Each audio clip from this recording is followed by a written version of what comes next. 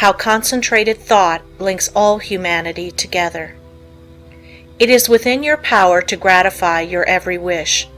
Success is the result of the way you think. I will show you how to think to be successful. The power to rule and attract success is within yourself. The barriers that shut these off from you are subject to your control. You have unlimited power to think, and this is the link that connects you with your omniscient source. Success is the result of certain moods of mind or ways of thinking. These moods can be controlled by you and produced at will. You have been evolved to what you are from a lowly atom because you possess the power to think. This power will never leave you, but will keep urging you on until you reach perfection. As you evolve, you create new desires, and these can be gratified. The power to rule lies within you. The barriers that keep you from ruling are also within you. These are the barriers of ignorance. Concentrated thought will accomplish seemingly impossible results and make you realize your fondest ambitions. At the same time that you break down barriers of limitation, new ambitions will be awakened. You begin to experience conscious thought constructions. If you will just realize that through deep concentration you become linked with thoughts of omnipotence, you will kill out entirely your belief in your limitations, and at the same time will drive away all fear and other negative and destructive thought forces which constantly work against you. In the place of these, you will build up a strong assurance that your every venture will be successful. When you learn thus how to concentrate and reinforce your thought, you control your mental creations. They in turn help to mold your physical environment, and you become the master of circumstances and the ruler of your kingdom. It is just as easy to surround your life with what you want as it is with what you don't want.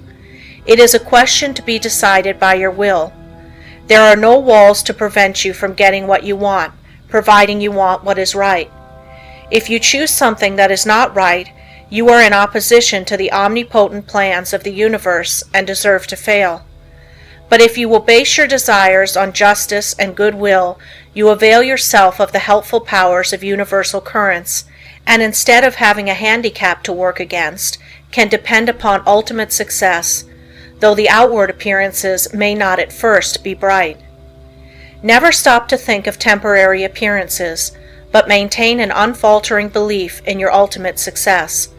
Make your plans carefully, and see that they are not contrary to the idea of universal justice.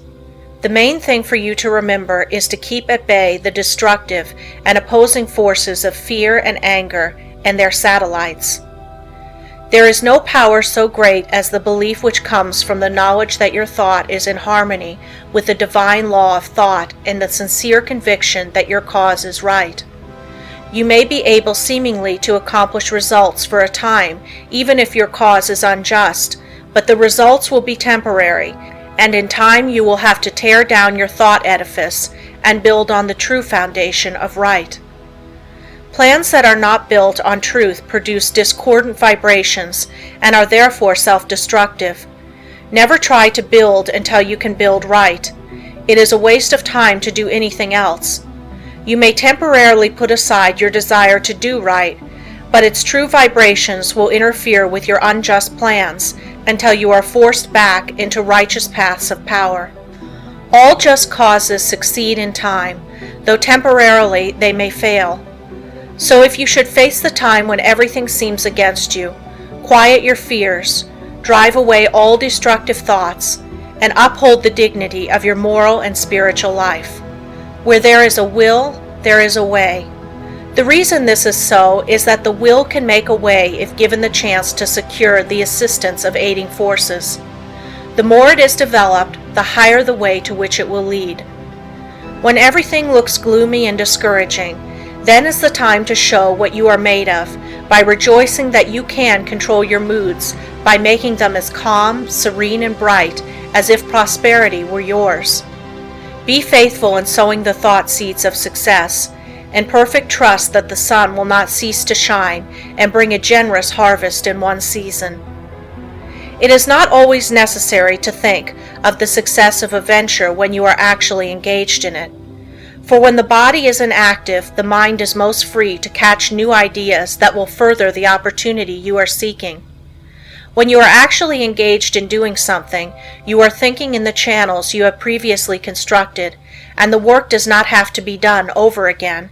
When you are in a negative mood, the intuitions are more active, for you are not then controlling your thoughts by the will. Everything we do should have the approval of the intuition. When you are in a negative mood, you attract thoughts of similar nature through the law of affinity. That is why it is so important to form thoughts of a success nature to attract similar ones. If you have never made a study of this subject, you may think this is all foolishness, but it is a fact that there are thought currents that unerringly bring thoughts of a similar nature. Many persons who think of failure actually attract failure by their worries, their anxieties, their overactivity. These thoughts are bound to bring failure. When you once learn the laws of thought and think of nothing but good, truth, success, you will make more progress with less effort than you ever made before. There are forces that can aid the mind that are hardly dreamed of by the average person. When you learn to believe more in the value of thought and its laws, you will be led aright and your business gains will multiply. The following method may assist you in gaining better thought control. If you are unable to control your fears, just say to your faulty determination, "Do not falter or be afraid, for I am not really alone. I am surrounded by invisible forces that will assist me to remove the unfavorable appearances." Soon you will have more courage. The only difference between the fearless man and the fearful one is in his will, his hope. So if you lack success, believe in it, hope for it, claim it. You can use the same method to brace up your thoughts of desire, aspiration, imagination, expectation, ambition, understanding, trust, and assurance. If you get anxious, angry, discouraged, undecided, or worried, it is because you are not receiving the cooperation of the higher powers of your mind. By your will, you can so organize the powers of the mind that your moods change only as you want them to, instead of as how circumstances affect you. I was recently asked if I advised concentrating on what you eat, or what you see while walking. My reply was that no matter what you may be doing, when in practice, think of nothing else but that act at that time. The idea is to be able to control your unimportant acts. Otherwise, you set up a habit that will be hard to overcome, because your faculties have not been in the habit of concentrating. Your faculties cannot be disorganized one minute and organized the next. If you allow the mind to wander while you are doing small things, it will be likely to get into mischief and make it hard to concentrate on the important act when it comes. The man that is able to concentrate is the happy, busy man. Time does not drag with him. He always has plenty to do. He does not have time to think over past mistakes, which would make him unhappy.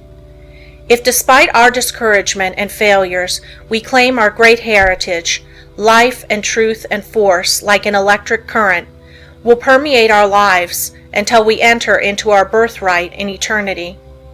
The will does not act with clearness, decision, and promptness unless it is trained to do so. There are comparatively few that really know what they are doing every minute of the day. This is because they do not observe with sufficient orderliness and accuracy to know what they are doing. It is not difficult to know what you are doing all the time, if you will just practice concentration with a reposeful deliberation, and train yourself to think clearly, promptly, and decisive. If you allow yourself to worry or hurry in what you are doing, this will not be clearly photographed upon the sensitized plate of the subjective mind, and you therefore will not be really conscious of your actions. So practice accuracy and concentration of thought, and also absolute truthfulness, and you will soon be able to concentrate.